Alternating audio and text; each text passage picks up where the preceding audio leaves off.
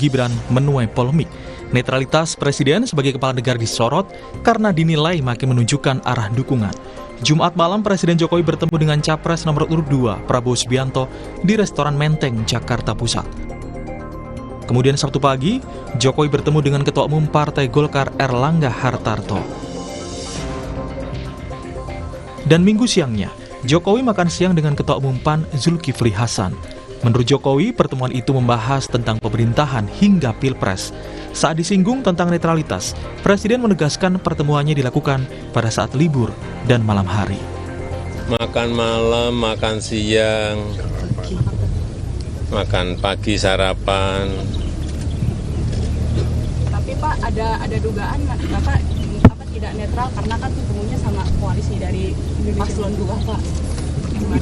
Ketemu malam hari, ketemu hari libur kan. Dan makan juga. Terima kasih Pak. Pak terkait dengan Bahas pemerintahan ada, bahas Pilpres juga ada. Berbeda dengan 3 partai koalisi Prabowo Gibran, untuk gelaran HUT PDI Perjuangan pada 10 Januari, Jokowi juga dipastikan tidak hadir karena tugas kenegaraan ke luar negeri. Jokowi juga mengaku hingga kini belum mendapatkan undangan dari PDIP. PDIP, Pak. Tanggal 10 Januari ini kan PDIP akan datang. Belum dapat undangan. Terima kasih Pak. Capres nomor urut 3 Ganjar Pranowo menilai sikap Presiden Jokowi sudah menunjukkan keberpihakan. Menurut Ganjar, lebih baik Presiden menyatakan dengan tegas. Oh, kalau buat saya pasti itu sudah menunjukkan sikap berpihak begitu ya. Kalau saya sih biasa saja. Kan memang sudah berpihak. Malah lebih baik kalau ditegaskan bahwa ya saya berpihak. Yang penting tidak akan ada penyalahgunaan kewenangan, kekuasaan, sehingga semua akan bisa fair play ya, bisa jurdil begitu.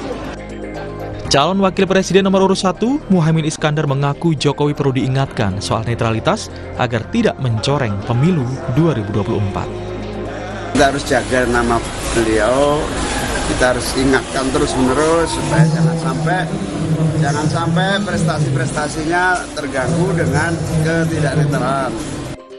Sementara Kunto Adiwibowo, analis komunikasi politik Unpad menilai seharusnya hasil pertemuan dipublikasikan secara jelas dan resmi sehingga tidak menimbulkan spekulasi dan menurunnya kepercayaan publik kepada Presiden. Akan mengarah ke krisis dalam artian ketidakpercayaan pada Pak Jokowi atau pemerintahannya itu sangat wajar karena publik menilai harusnya tidak begitu. Kalau memang obrolan menteri dengan presiden ya harusnya ya terbuka aja, apa yang diomongin harusnya kemudian di konferensi pers kan gitu akan lebih selesai, lebih enak gitu. Jadi menurut saya yang pertama agendanya lebih pada supaya pertemuan ini diobrolin di media, Mbak, gitu. Itu yang pertama. Jadi sengaja begitu ya? Sengaja betul, supaya betul. ini sengaja dipublikasikan, sengaja di ruang terbuka bukan di istana begitu, supaya ditafsirkan sebagai dukungan. Iya, bisa ditafsirkan sebagai dukungan atau segala macam spekulasi ini akhirnya muncul di media kan, dan akhirnya Pak Prabowo dapat airtime istilahnya. Langkah Presiden Jokowi bertemu dengan ketum parpol koalisi Prabowo Gibran dan tidak hadirnya Presiden di HUT PDI Perjuangan menjadi tanda tanya. Benarkah Presiden sudah berpihak? Dan apakah hubungan Jokowi dan PDIP resmi berakhir? Tim Liputan, Kompas TV. Ya, di tengah sorotan netralitas di Pilpres 2024, Presiden Joko Widodo makan bareng bersama dengan calon presiden nomor urut 02 Prabowo Subianto. Setelah itu juga ada makan bareng dengan 2 ketua umum partai pengusung Prabowo Gibran secara terpisah. Tidak hanya itu, Presiden juga dipastikan tidak hadir di hari ulang tahun PDI Perjuangan. Lalu benarkah ini semakin memperjelas arah dukungan Jokowi di Pilpres 2024 serta hubungan antara PDIP dan Joko Widodo bisa dikatakan berakhir? Pagi ini kita akan bahas dengan sejumlah narasumber, diantaranya ada juru bicara TPN Ganjar Mahfud yang juga politisi PDI Perjuangan, ada Bang Andreas Hugo Parera. Selamat pagi, Bang Andreas. Selamat pagi, Adisti. Ada juga anggota Dewan Pembina Partai Gerindra yang juga sekaligus juru bicara TKN Prabowo Gibran, Bang Andre Rosiade. Selamat pagi, Assalamualaikum, Bang Andre. Waalaikumsalam warahmatullahi wabarakatuh. Selamat pagi, Adisti. Selamat pagi, senior saya Bang Andreas dan juga itu pengamat politik paling top adik saya.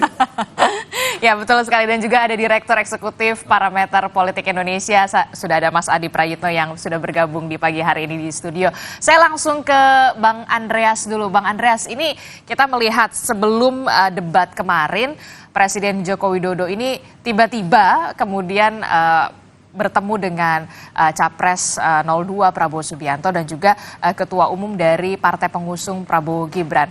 Tanggapan dari PDI Perjuangan sendiri?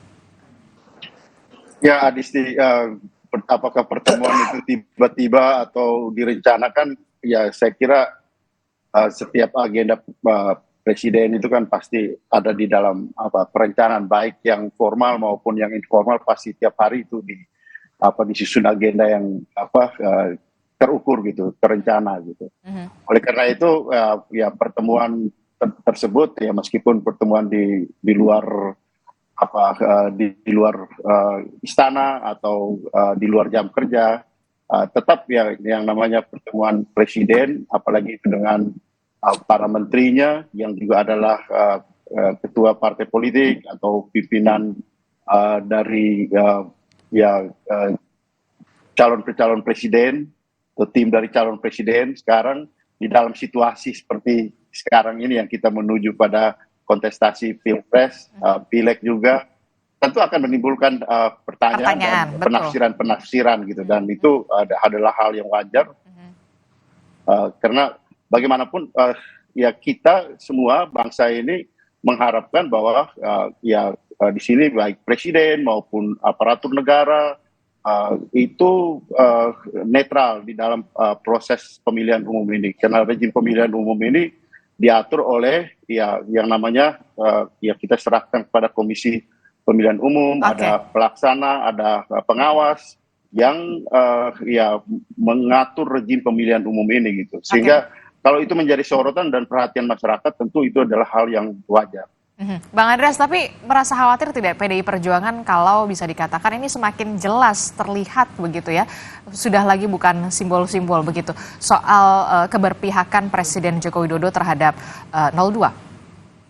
Ya, dari secara material saya kira apa yang sudah dilakukan oleh Presiden Jokowi dengan secara terbuka pula, misalnya ada iklan politik yang menyampaikan bahwa memilih salah satu partai, itu kan jelas gitu bahwa presiden mengajak orang untuk memilih salah satu partai.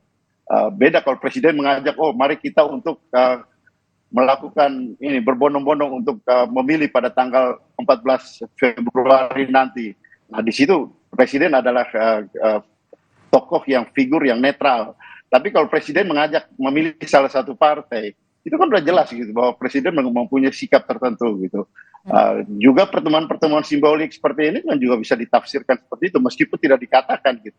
Nah, ada yang dikatakan dan ada yang tidak dikatakan gitu. Oke, Bang Andre, jawaban Anda soal ini, ada tudingan dan juga ada pertanyaan bahkan spekulasi soal ini pertemuan bukan lagi simbol-simbol tapi sudah semakin terang-terangan begitu. Jawaban Anda, Bang Andre? Ya. Adisti, saya dari Kabupaten Darmasraya, saya di Sumatera Barat. Kita terus berkeliling ke daerah ya. Jadi kalau ada pandangan, persepsi yang menyatakan bahwa pertemuan makan malam Pak Prabowo sama Pak Jokowi di Menteng berapa hari yang lalu ya Bang Andreas, itu diterjemahkan dukungan Pak Jokowi kepada Pak Prabowo, tentu itu sah-sah saja. Ya, kalau ada yang punya persepsi seperti itu.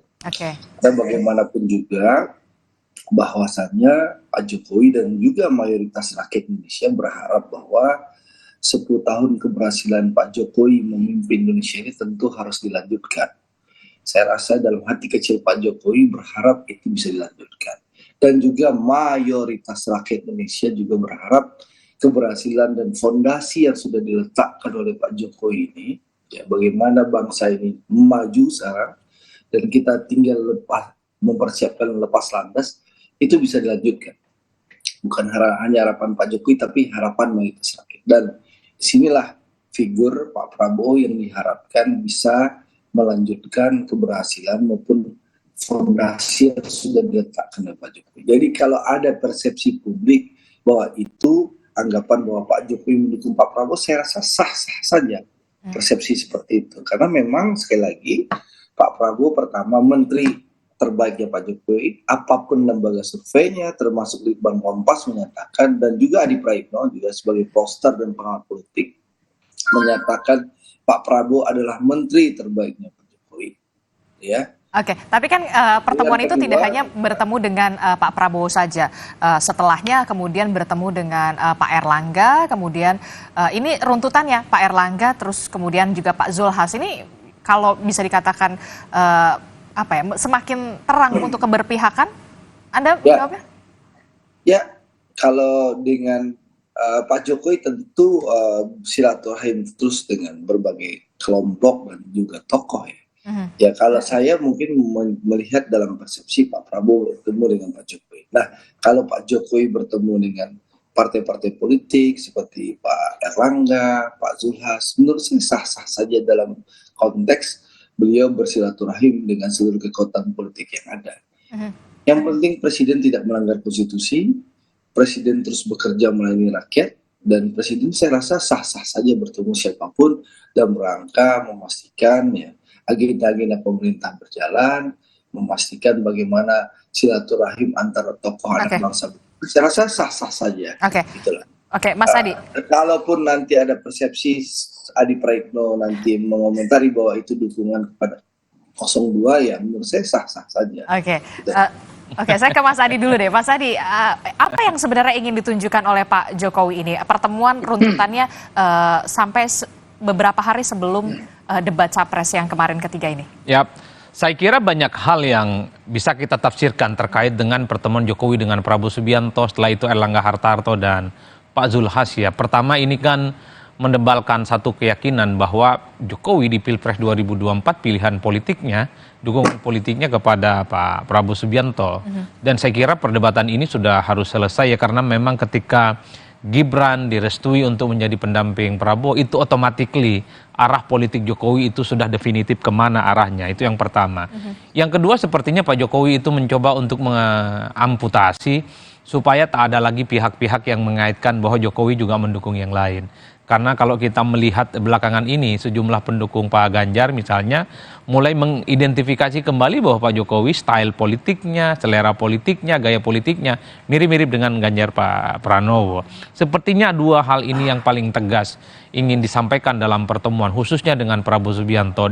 Tapi bagi PDIP, kalau saya mendengar dari pernyataannya Bang Hugo Praera, sudah nggak peduli gitu ya dengan Pak Jokowi. Mau Pak Jokowi ke nomor 2, ke nomor 1, mau kemanapun, sudah mereka nggak urus lah, kira-kira begitu.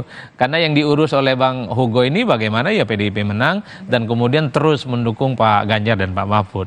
Yang ingin saya katakan adalah dalam konteks pertemuan Prabowo dengan Pak Jokowi bukan hanya bicara tentang dukungannya yang semakin tebal, tapi ini kan sekaligus mendebalkan satu keyakinan bahwa Jokowi dan PDIP dan Jokowi ya dalam hal ini sudah wassalam hubungan politiknya. Saya menyebutnya ini sudah seperti orang yang talak 3 meski tidak diucapkan gitu ya. Ya kenapa saya sebut talak 3 antara Jokowi dan PDIP? Indikasinya 3 hal. Pertama, Jokowi ini pilihan politiknya di 2024 sudah berbeda dengan PDIP. Di PDIP rasa-rasanya tak ada kader yang tidak tegak lurus terhadap keputusan partainya. Di mana PDIP memutuskan Ganjar menjadi calon presiden, tapi kemudian Pak Jokowi merestui Gibran untuk maju berdampingan dengan Prabowo. Yang kedua, dalam deklarasi Ganjar dan Mahfud, Pak Jokowi juga tidak hadir. Besok kalau dalam hari ulang tahun juga PDIP, Pak Jokowi tidak hadir, ini kan 3 indikasi yang jelas betapa memang dalam momen sakral, momen penting PDIP dan Jokowi, Jokowi dan PDIP, kata anak muda sekarang, Jokowi PDIP, PDIP dan Jokowi sudah N. Betul, Bang Andreas, betul sudah N gitu, sudah kalau ibarat kalau tadi pernikahan sudah talak 3, di momen-momen penting itu sudah tidak mau urus begitu kalau kata Mas Adi. Ya, saya mau menanggapi apa yang tadi disampaikan ya kawan saya nih, Bung Andre Rosiade ini, bahwa ya yang diharapkan dari dalam pertemuan itu tentu ya kita menafsirkan ya, bisa jadi ini kan berkaitan dengan ya menjelang debat kemarin, ya mungkin tip-tip dari Bapak Presiden untuk menyampaikan kepada ya jagoannya mungkin ya dan mengharapkan tentu untuk kelanjutan gitu. Tapi kalau kita lihat itu berkaitan dengan debat kemarin, itu jauh panggang dari api, Mbak Adisti. Dalam arti apa? Stylenya kan berbeda gitu. Karakter kepemimpinan pun berbeda antara Pak Jokowi dengan Pak Prabowo. Kemudian bagaimana menanggapi berbagai persoalan. Misalnya yang saya ikuti dalam debat kemarin gitu. Ketika persoalan yang menyangkut bagaimana pemimpin negara Indonesia menghadapi kerjasama selatan-selatan gitu. Pak Jokowi, Pak Prabowo benar menyampaikan bahwa ya mengedepankan atau bargaining point-nya pada aspek ekonomi gitu. Dan itu memang Jokowi gitu. Itu mungkin sudah disiapkan bahwa itu Jokowi banget gitu. Dalam arti bahwa hasil-hasil pembangunan sekarang ini itu menjadi bargaining point gitu. Tapi ketika ditanggapi oleh ya kemarin kalau tidak salah ditanggapi oleh Pak Anies, Pak Jokowi justru kemudian terjebak di dalam cara berpikir dari Pak Anies gitu, bahwa ya pemimpin Indonesia itu harus menjadi panglima diplomasi gitu, seperti Bung Karno dulu gitu, solidarity maker gitu. Nah, Pak Jokowi itu bukan tipe solidarity maker, Pak Jokowi itu tipe eksekutor gitu. Dan Pak Prabowo sebenarnya lebih bisa mengedepankan aspek solidarity maker-nya itu gitu. Jadi Pak Prabowo menampilkan sesuatu yang bukan dirinya juga gitu. Jadi kalau kita bilang melanjutkan, ya saya kira ya rakyat bisa melihat gitu. Melanjutkan itu kan melanjutkan dalam arti melanjutkan visi misinya, tapi juga bagaimana karakter kepemimpinan, gaya kepemimpinan itu juga menjadi hal yang dilanjutkan di dalam proses pemerintahan ke depan gitu. Nah, kalau kita lihat dalam proses ini, ya saya kira rakyat bisa melihat itu gitu. Bahwa ini jauh panggang dari api, dari apa yang diharapkan baik oleh Mas Andre Rosiade dengan apa yang disampaikan ke publik, maupun kalau itu diharapkan oleh Pak Jokowi, saya kira ya kita bisa melihatlah nanti, rakyat akan melihat itu gitu. Oke, Bang Andreas, kalau kata Mas Adi, kalau ibarat anak muda zaman sekarang ini Joko Widodo dengan PDIP ini sudah end, betulkah sebegitu? Kalau itu saya kira semua orang sudah bisa melihat itu. Jadi betul. Dan kami fokus pada urusan bagaimana memenangkan Pak Ganjar dan Pak Mahfud untuk pilpres ini. Soal-soal yang lain itu buat kami ya itu ya silakan publik menilai itu. Pak Jokowi sendiri sudah secara tegas, secara terbuka menyampaikan bahwa ya di dalam kampanye yang tadi saya katakan kampanye politik ya mengajak orang untuk mendukung salah satu partai gitu. Dan itu terbuka beliau sampaikan. Yang kita butuhkan adalah sebagai presiden yang mempunyai kekuasaan itu tidak menggunakan tidak intervensi dan tidak menggunakan kekuasaan itu untuk berpihak dan ya mendukung salah satu kontestan di dalam pilpres ini maupun partai politik, karena di situ presiden sebagai presiden harus netral. Oke, kalau untuk PDI Perjuangan sendiri kan sebentar lagi mau berulang tahun. Jadi betul kemarin Pak Jokowi bilang katanya belum terima undangan. Diundang atau tidak sebenarnya, Bang Andreas? Memang PDI Perjuangan kita merayakan HUT kali ini karena memang di dalam situasi menjelang pileg maupun pilpres ini, ya kami semua ditugaskan untuk turun ke daerah masing-masing, daerah pemilihan, kemudian berkumpul bergabung dengan masyarakat di bawah untuk ya, merayakan hari ulang tahun PDI Perjuangan, dan Ibu Ketua Umum akan menyampaikan pidatonya dari Jakarta gitu, dan kami mengikuti dari daerah-daerah. Tapi kan biasanya kalau dari tahun ke tahun itu selalu Pak Jokowi ada di momentum-momentum penting ini. Berarti diundang atau tidak sebenarnya? Karena tidak merayakan itu dalam arti bahwa kan selama ini kan dilihat ketika perayaan HUT PDI Perjuangan itu selalu secara nasional, kemudian juga dirayakan di daerah, tapi pemusatan secara nasional. Ini tahun yang luar biasa, makanya kita juga melakukan sesuatu yang luar biasa, yaitu di daerah masing-masing langsung ini dengan masyarakat bertemu dengan masyarakat, merayakan bersama masyarakat, dan Ibu Ketua Umum kan menyampaikan pesan kepada konstituen, pesan kepada rakyat, pesan kepada para pemilih PDI Perjuangan untuk bagaimana menyukseskan pemilihan umum maupun pemilihan presiden maupun pemilihan legislatif nanti gitu. Jadi ini tahun yang luar biasa buat kami, sehingga kami juga melakukan secara extraordinary gitu. Oke, Mas Adi. Ya, kalau bagi kita yang melihat dari jauh sebenarnya, kalau bicara tentang chemistry dan kepentingan politik Jokowi dan PDIP di 2024, saya kira sudah beda mazhabnya dan itu sudah tidak bisa ditolong. Ini yang saya kira memang sudah tak ada spekulasi mestinya ke depan terkait dengan kemana arah dan sikap politik Pak Jokowi. Kalau Pak Jokowi tetap dengan PDIP, tentunya tegak lurus dengan PDIP yang memutuskan mengusung Ganjar Pranowo dan Mahfud ya sebagai kandidat Pilpres yang akan mereka menangkan lah gitu ya. Saya kira dalam konteks itu bagi saya sudah selesai. Nah, yang menarik justru adalah pertemuan yang maraton dilakukan oleh Pak Jokowi, ketemu dengan Pak Prabowo, kemudian dengan Erlangga Hartarto, kemudian dengan Zulhas, yang salah satu menjadi pertanyaan publik adalah kenapa dengan Ketua Umum Demokrat kok tak ada bicara, ini ada apa kira-kira. Tapi overall bagi saya mencoba untuk menebat mungkin dalam pertemuan yang maraton dengan partai-partai pendukungnya Pak Prabowo Subianto, satu mungkin mereka semakin ingin mengokohkan bagaimana keinginan mereka untuk lolos di satu putaran. Karena kan kalau kita melihat aksentuasi politik selama sebulan 2 bulan belakangan ini, baik dari tim sukses, tim pemenangan dan jubir Prabowo Subianto, mereka cukup hakul yakin bahwa Pilpres ini hanya berlangsung satu putaran dan Prabowo Subianto akan melakukan itu dengan mudah. Kan itu yang kemudian bisa kita tangkap. Bahkan muncul survei-survei entah dari mana yang meyakini bahwa Pilpres nantinya hanya akan ada satu putaran. Yang kedua, sangat mungkin juga antisipasi yang lain soal kemungkinan terjadi 2 putaran, karena sampai saat ini kalau kita membaca survei yang dirilis secara terbuka, terutama lembaga-lembaga yang memang kredibel, reguler menyampaikan surveinya kepada publik, tak ada satupun paslon yang sudah mencapai 50% plus sekian.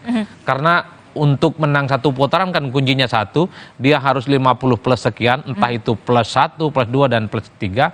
Yang kedua, kalau kita mengacu pada Undang-Undang Pemilu, satu putaran itu 50% plus sekian minimal ya mendapatkan suara 20% dari jumlah pemilih di separuh jumlah provinsi di Indonesia.